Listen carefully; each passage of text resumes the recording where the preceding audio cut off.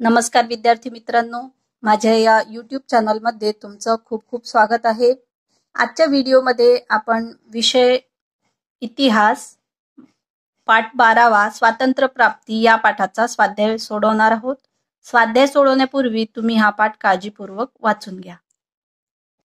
चला तर सुरुवात करूया। प्रश्न पहिला, दिलेल्या पर्यायांपैकी योग्य पर्याय निवडून विधाने पुन्हा लिहा। 1. हंगामी सरकारचे रिकामी जागा हे प्रमुख होते। आपल्याला पर्याय आहे वल्लभभाई पटेल, महात्मा गांधी, पंडित जवाहरलाल नेहरू आणि बॅरिस्टर जिना। तर आपलं बरोबर उत्तर आहे पंडित जवाहरलाल नेहरू।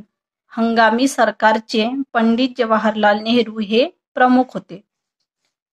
दुसरा आहे भारत व पाकिस्तान या दोन स्वतंत्र राष्ट्रांची निर्मिती करण्याची योजना रिकामी जागा यांनी तयार केली।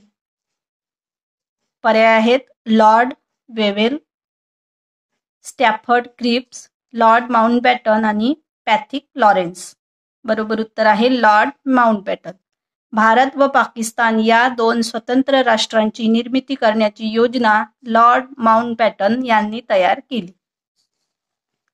प्रश्न दुसरा, पुढील प्रश्नांची एका वाक्यात उत्तरे लिहा। 1. बॅरिस्टर जिना यांनी कोणत्या मागणीचा आग्रहाने पुरस्कार केला? उत्तर आहे व्हाईसरॉयच्या कार्यकारी मंडळात मुस्लिम प्रतिनिधींची नावे सुचवण्याचा अधिकार केवळ मुस्लिम लीगला असावा असा बॅरिस्टर जिनांनी आग्रह धरला होता। पुढचा प्रश्न आहे त्रिमंत्री योजनेत सहभागी मंत्र्यांची नावे लिहा। तर नावे पुढील प्रमाणे आहेत पॅथिक लॉरेन्स, स्टॅफर्ड क्रिप्स आणि A.V. अलेक्झांडर।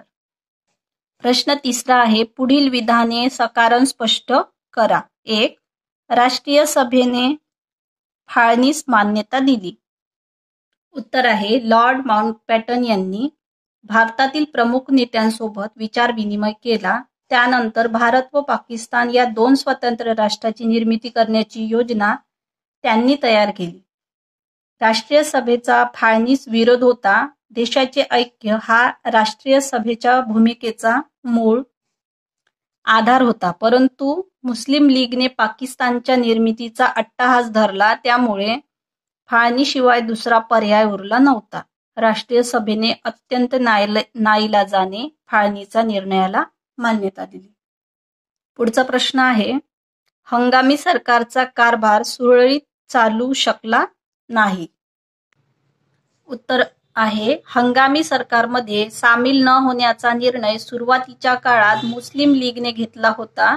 काही काळानंतर मुस्लिम लीग हंगामी सरकारमध्ये सामील झाले, परंतु मुस्लिम लीगच्या नेत्यांनी अडवणुकीची भूमिका घेतल्यामुळे हंगामी सरकारचा कारभार सुरळीत चालू शकला नाही। नंतरचा प्रश्न आहे वेव्हेल योजना यशस्वी होऊ शकली नाही। उत्तर आहे व्हाईसरॉय लॉर्ड वेव्हेल यांच्या कार्यकारी मंडळात हिंदू व मुस्लिम सदस्यांची संख्या समान राहील अशा काही प्रमुख तरतुदी होत्या।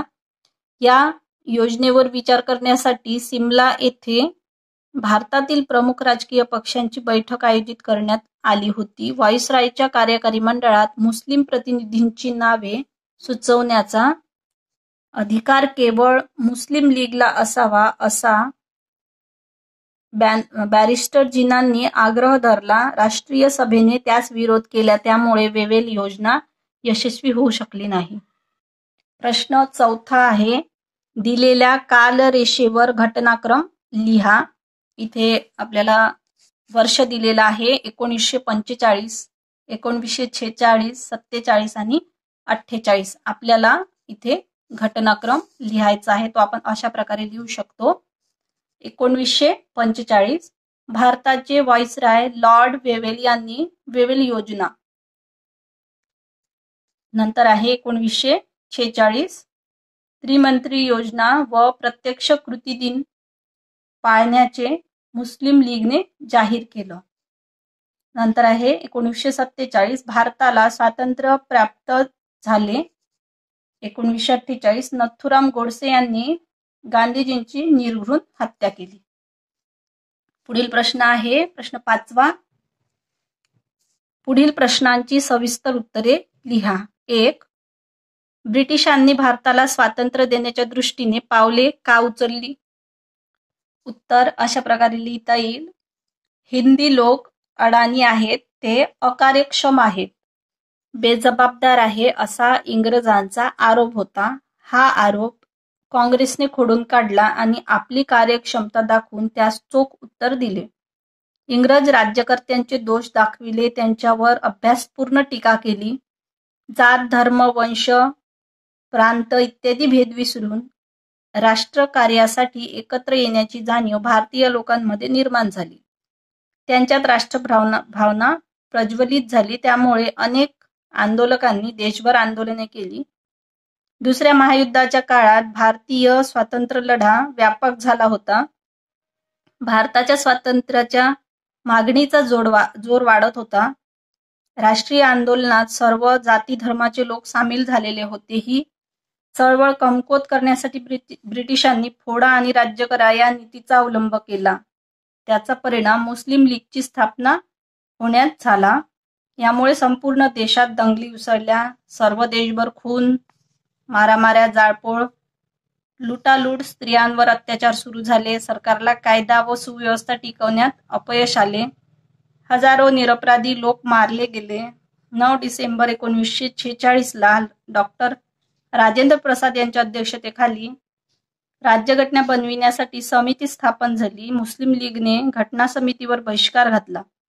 सर्व देशभर दंगली, अत्याचार चालूच ठेवले. अशा या अस्थिर राजकीय परिस्थितीमध्ये इंग्लंडचा पंतप्रधान ॲटली यांनी आम्ही जून 1948 पूर्वी हिंदुस्थानची सत्ता सोडणार अशी घोषणा केली. यामुळे परिस्थिती अस्थिर व गंभीर बनत गेली.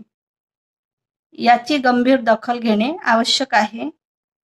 याची जाणीव ब्रिटिश राज्यकर्त्यांना झाली. त्या दृष्टीने भारताला स्वातंत्र्य देण्यासाठी ब्रिटिशांनी पावले उचलली. नंतरचा प्रश्न आहे माउंटबॅटन योजनेविषयी माहिती लिहा. उत्तर आहे इंग्लंडचे पंतप्रधान ॲटली यांनी जून 1948 पूर्वी इंग्लंड भारतावरील आपली सत्ता सोडून देईल असे घोषित केले.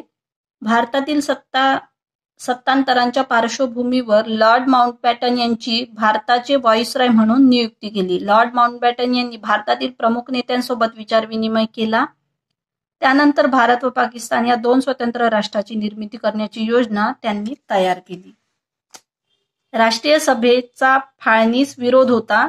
देशाचे ऐक्य हे राष्ट्रीय सभेच्या भूमिकेचा मूळ आधार होता. मुस्लिम लीगने पाकिस्तानच्या निर्मितीचा अट्टहास धरला. त्यामुळे फाळणीशिवाय दुसरा पर्याय उरला नव्हता.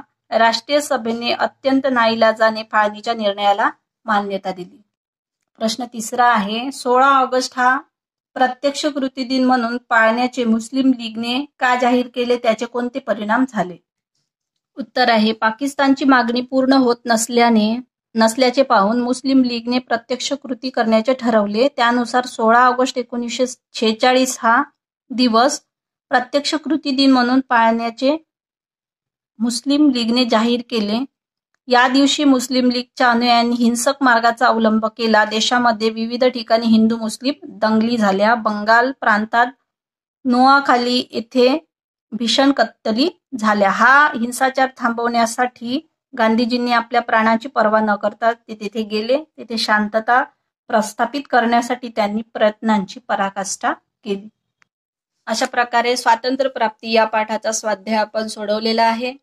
हा व्हिडिओ जास्तीत जास्त शेअर करा आणि माझ्या चॅनलला सबस्क्राईब करायला मात्र विसरू नका. पुन्हा भेटूया लगेचच पुढल्या व्हिडिओमध्ये. धन्यवाद.